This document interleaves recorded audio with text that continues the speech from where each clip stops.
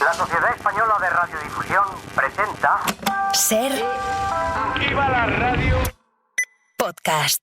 Siempre. Alto en nombre de la unidad de vigilancia. Está usted completamente detenido. Le tenemos rodeado. Sabemos que usted habla muy malamente. Tío, no estoy diciendo eso. Estamos diciendo que somos amigos. Es que te estás yendo por las ramas de Úbeda. Es que te estás yendo por las ramas de Úbeda. Con la música de Hombre G de fondo, ha salido David Summers, aplaudido y comido elogios por la gente. Ya lo anunciaban, Madonna celebró anoche 40 décadas de carrera, 40 décadas de carrera. Ábalos ha criticado duramente a la dirección del que ha sido su partido durante 40 décadas. Estados Unidos y Arabia Saudí han coincidido en la solución de los dos estados para el conflicto israelino-palestí. Se han disparado las consultas por alergia al especialista. Un 20% en lo que llevamos de año. Una jueza ha condenado a 30 años de cárcel al hombre que entró en la casa de la política demócrata Nancy Pelosi y atacó con su marido a un martillo.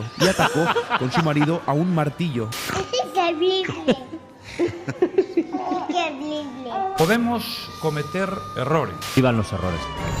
Rápido, hay que emitir esta cinta. Esta grabación. Esto sin más dilatación y a su hora. Son las 4 de la madrugada, las 5 en Canarias. UDV. Unidad de Vigilancia. Me tira el agua por encima, ya antes de empezar. Bueno, informe 799, tenía que haber sido el 800, pero es que no pude viajar a Ibiza. Es verdad. Porque estaba en Cádiz. Es verdad. Así que la celebración la posponemos para la próxima semana. Bueno, esta semana, vosotros lo sabéis, Begoña Gómez ha sido la gran protagonista de informaciones periodísticas y de debates políticos. Y si esta mujer ha seguido la actualidad en los medios, me la imagino cantando en el Palacio de la Moncloa. Yo no soy esa que tú te imaginas. Porque es que se ha hablado mucho de la investigación judicial de la que es objeto, todo presunto de momento, pero se ha hablado menos de las últimas maniobras que le han llevado a apartar a su marido, a Pedro Sánchez, de la presidencia de gobierno. Anda. Algo que Abascal no consiguió con 2 mociones de censura. ¿Tú sabías algo de eso, Eva? No. Bueno, pues ahora os vais a enterar porque lo confirmó un vasco, el portavoz socialista Patxi López, y nos lo envía Alfonso Sanz. Y hay un informe y una investigación seria de la UCO, de la Guardia Civil, que, como digo, desmonta todo este montaje por el que se pretende acusar a la presidenta del gobierno. Se pretende acusar a la presidenta de gobierno. Se refería Patxi López al informe de la UCO, pero claro, es que según contamos en la SER, el informe que maneja el juez no es el de la UCO, de la Guardia Civil, ¿no? Sino un informe que ha hecho la Organización de Consumidores y Usuarios, o sea, la OCU. Los vigilantes son José María Riol y Vicente Pérez. Lo que ha hecho el PP esta tarde es sembrar la duda sobre hasta qué punto la Guardia Civil y su unidad central operativa, la OCU, han actuado de forma independiente. Nada más que Amar lo dice así. Bueno, tiene que ser la OCU. ¿Cómo no te lo vas a creer? Sí. La verdad es que la OCU está en todos los sitios, pero no está de momento en los informes de la Guardia Civil. Es la UCO. Pero volvamos con Begoña López. Y con Begoña Gómez y su asalto doméstico al poder, porque lo que dijo Patxi López, de ahí el error, lo confirmó en la noche en 24 horas de Televisión Española Xavier Fortes. Y vamos ya con el asunto que se ha comentado bastante por la tarde, que pues ha llevado al PP y a Vox a atacar duramente al gobierno por esa investigación judicial que afecta a la presidenta del gobierno. En el errar tú debes empezar, la información que afecta a la presidenta del gobierno. Bueno, Xavier se autovigiló. Que afecta a la presidenta del gobierno, a la mujer del presidente del gobierno. He cometido el mismo lapsus que el portavoz del PSOE, que hablaba de la presidenta del gobierno, la mujer del presidente del gobierno. Exactamente el mismo lapsus. Y el lío familiar en la Moncloa de la pareja Sánchez Gómez lo remató Aimar al dar esta noticia de última hora. La vigilante es Lartaun Pérez. 11:05 de la noche, 15 en Canarias, y acabamos de tener acceso al informe de la Guardia Civil en el caso en el que un juez investiga a Begoña Gómez, la mujer de la presidenta. La mujer de la presidenta, matrimonio homosexual encima. Cuando se entere Abascal, vamos, va a ser, desde luego, el culebrón de la Moncloa es de nota. ¿Quién es ese hombre que me mira y me desnuda? Bueno, con cosas así, la Nieves concostrina del futuro se va a poner las botas, desde luego, y para la concostrina del presente dejamos alguna vigilancia que le trastocará su amplio conocimiento sobre la monarquía española, que tanto aprecia Nieves. En Telecinco, Miguel Ángel Perea se quedó estupefacto por este encuentro increíble por anacrónico. Ya sabéis que ha venido a España el presidente de Ucrania. Bueno, pues no sabéis quién le ha recibido. El vigilado es Joaquín Prat. Luego lo veremos en nuestro club social, pero el presidente ucraniano Volodymyr Zelensky ya está en España, recibido por el jefe del Estado Felipe II. Por el jefe del Estado Felipe II. Zelensky recibido por el rey Felipe II. Bueno, desde luego, claro, un gazapo así no lo ha dejado escapar Carlos Matera Mat. No sé si podemos ver la viñeta aquí, pero la viñeta desde luego es maravillosa. Felipe II recibiendo a Zelensky. Maravilloso. Imagino también, es verdad...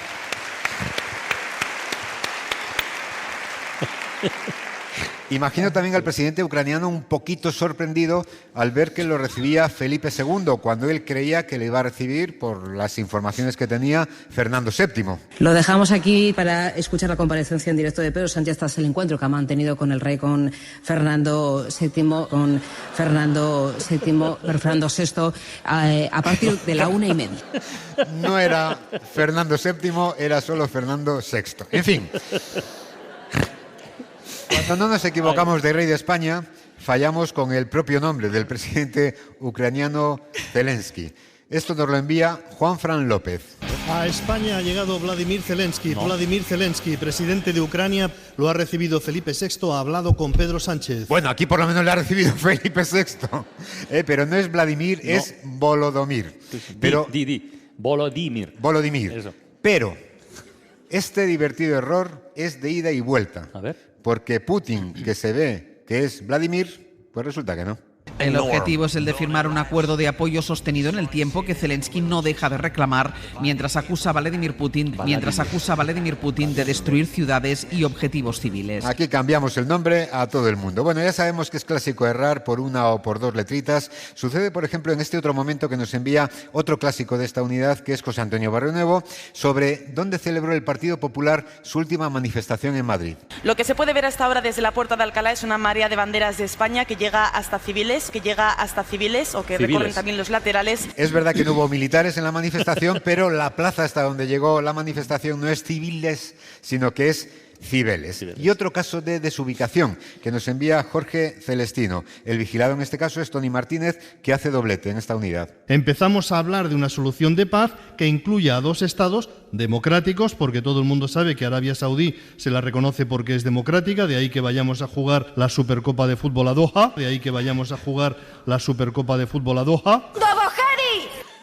Para el recurso sonoro nos venía muy bien que jugásemos en Doha. Pero no. Claro, si jugamos en Doha, jugamos en Qatar. La final se jugó en Arabia Saudí, en la capital de Arabia Saudí, que es Riad. Bueno, ya sabemos que a veces nos cuesta concretar y cuando hablamos de cifras ya, Francino, ni te cuento. Marta Pascual me envía esto escuchado en La Competencia, en Julia en la Onda. La medida se aprobará en el Consejo de Ministros del próximo 4 de junio y se destinarán alrededor de 100 millones de euros. El año pasado, más de 1,13 jóvenes se aprovecharon de esta medida. Hace la paradilla diciendo que estoy diciendo 1,13 jóvenes. Si ya es 1 millón, el 0,13 la verdad es que tampoco importa mucho, ¿no? Sería 1,13 millones, a lo mejor, pero no 1,13. Y vemos que la compañera duda, pero al final termina cayendo. Y decimos que vemos a la compañera y que no escuchamos porque en Julia en la Onda son muy de ver, nos dice Yolanda Morán. Aquí en la mesa nos preparamos para los roscos, también roscos con Antonio Martínez Rom, que cada semana viene aquí a ampliar nuestro vocabulario con palabras que no conocíamos o que conocíamos poco o solo de vista. Palabras que conocíamos solo de vista, oye, que si las hemos leído las conocemos de vista. Eso es verdad. Podemos disculpar a Julia, pero suena un poquito raro, la verdad. Pero mira, ¿quién soy yo para hacer ninguna vigilancia y para hacer sangre con estas cosas? Sí confundo, por ejemplo, la anatomía con la autonomía. Ostras. Me vigila en este caso con toda la razón Oscar Wilde.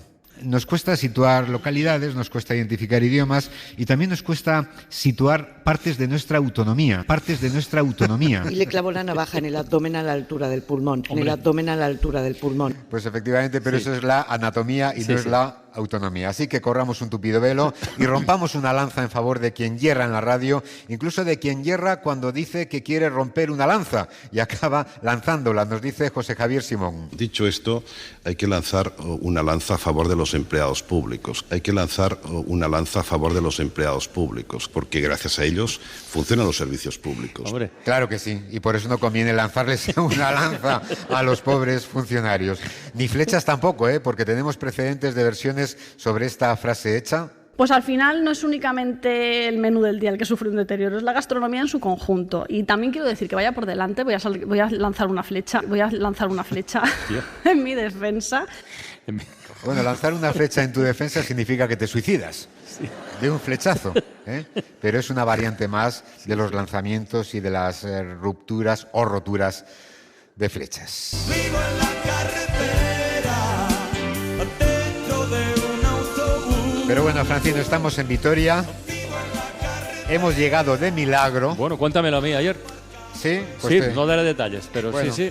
Bueno, pues yo te voy a dar algún detalle. Hemos llegado de milagro porque en el GPS hemos puesto no Vitoria, hemos puesto otra cosa. 3 horas de encuentro donde ambas partes pudieron entenderse, pero hay poco que hacer. Todo está en manos de la dirección de Vitorda. Vitorda. Veníamos buscando Vitorda y Vitorda que no aparecía.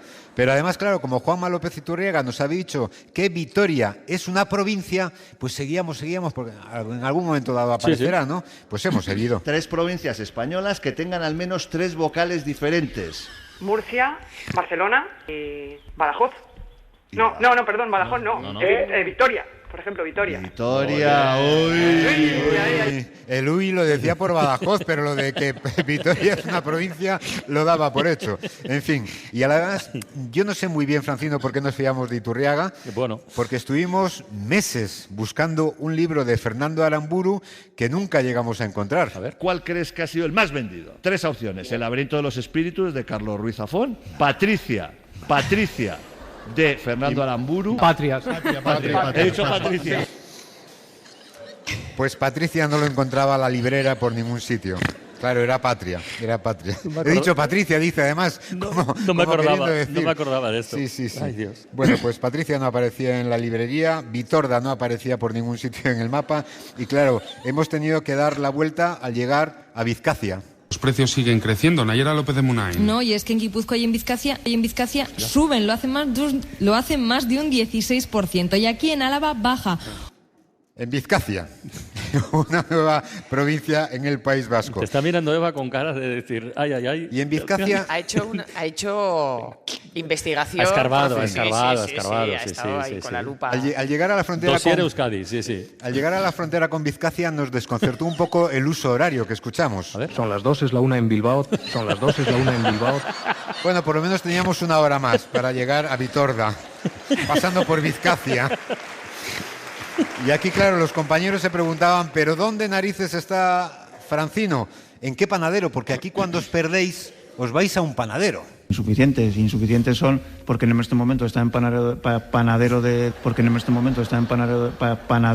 desconocido, está ilocalizable. El panadero desconocido encima se ha fugado. En fin, un follón. Pero bueno, Francino, oye, que es muy animoso este hombre que tengo aquí a mi izquierda, parafraseó a un vitoriano de pro, a Martín Fiz, y dijo que teníamos que poner todo de nuestras partes. Hostia. Que en dialecto franciniano quiere decir que llegamos a Vitoria por cojones. Bueno, estuve una época con Luis Enrique, la verdad es que Luis Enrique se volvió un loco con esto del correr, le puso mucho de sus partes para hacer este tipo de carreras.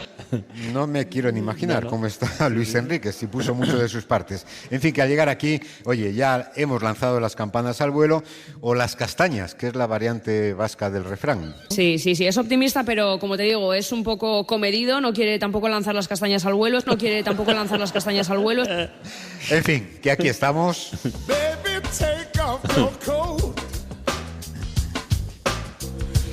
Aquí estamos y estamos muy contentos aunque un poquito decepcionados, eso sí, ¿Y eso? porque este auditorio es muy bonito, pero no es tan excitante como otros que hemos visitado en el País Vasco. El sorteo de la Copa del Rey que se ha celebrado hace unos minutos en Bilbao, en el Museo Guggenheim, bastante lujurioso el lugar para este sorteo de la Copa del Rey. Un museo bastante lujurioso. Bueno, también estamos un poquito decepcionados porque esperábamos ver a más niños por aquí, dado que en familias numerosas nadie os gana. Las ayudas van entre los 400 y los 900 hijos, 400 y los 900 hijos, dependiendo de la renta. Ya podíais haber traído alguno. Yo he visto un bebé ahí arriba antes, ¿eh? Sí, No sé si está todavía, pero pues lo había. Míralo, ahí está, míralo. Faltan 399 más, ¿eh? A ver cuando venís con la familia completa. Bueno, es gente la de aquí de Vitoria, de gran corazón. Bueno, tan grande que en vez de ventrículos, que tenemos los normales, ellos tienen ventrílocos. Colocado las cosas otra vez en su sitio, el corazón, la aorta, el ventríloco, Rockefeller. Soy Rockefeller, toma. Bueno, y nos hemos encontrado con compañeros a los que apreciamos mucho porque son compañeros grandes profesionales, muy polifacéticos, polifacéticos o como se diga. Néstor Basterrechea, el gran artista vasco en Artium, todo el legado del ay, no lo voy a decir. Todo el legado del artista de cuyo nacimiento es que había escrito policefático, que igual es algo, lo voy a mirar ahora. Había escrito policefático, que igual es algo, dice. No pierde la esperanza. Pero desde luego, de momento no es nada. Bueno, oye, a veces se equivocan al adjetivar a las personas, otras veces directamente al nombrarlas. Este es un clásico de una clásica, de Isabel Cobo. Pilar Java, muy buenas tardes. Buenas tardes, Isabel, pero una corrección. Sí. Ni soy Pilar, ni soy Java. Perdóname, No te preocupes, soy María Jesús Cava. Bueno, se aproximaba. ¿Cómo sigues después? No sigues. Yo lo he cortado ahí. Ahora, si no es Pilar ni Java, son dos correcciones. En realidad, ella dijo que quería hacer una. Bueno, tenemos una versión más moderna de este clásico, de un compañero, de John Dos Santos. Y Merche González, representante del AMPA de Guardia. Muy buenos días. Guardia, buenos días. ¿Merche? García. García, ¿te cambian el apellido rápido? ¿Has visto? No pasa nada. De García González, pues alguna vez. Lleva bajé. Efectivamente, por ahí hemos acertado, menos mal. Llevaba G, por ahí hemos acertado, que es una manera de salir del trance. Son optimistas, desde luego. Claro, lo que sucede es que uno empieza a tropezar con la madre y pasa lo que pasa después con el árbol genealógico. Ama de Usue Guzmán. No. Tampoco. No. ¿Quién es tu hija? Mi hija, Elaya Delgado. Elaya Delgado. Madre mía, ni una, ¿eh? Usue Guzmán no, es Elaya Delgado. Pues oye, ni se parece. Bueno, Guzmán y Delgado tienen G. Ya. En algo ha acertado el compañero.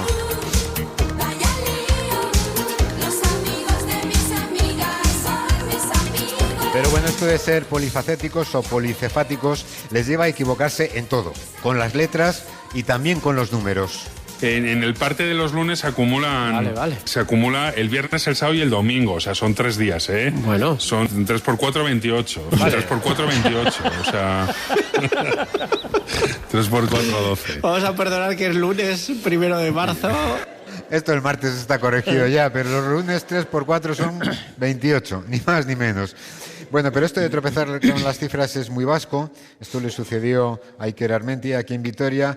En Guipúzcoa ya con cifras grandes. El presupuesto foral de Guipúzcoa, que asciende a 566.821.000... Me he hecho un lío. Vamos a ver, empiezo de nuevo con la cifra. Es que tiene su miga. Tiene miga y tiene tela. El presupuesto, desde luego, es una maravilla. Y también les pasa a los de Bilbao. Íñigo Martínez, por ejemplo, hablando en una vuelta ciclista de una cuesta impresionante. No es un puerto, pero es una cuesta terrible. Son apenas 300 kilómetros de ascensión, con un porcentaje del 23%. O sea que casi hay que subir andando empujando la bicicleta.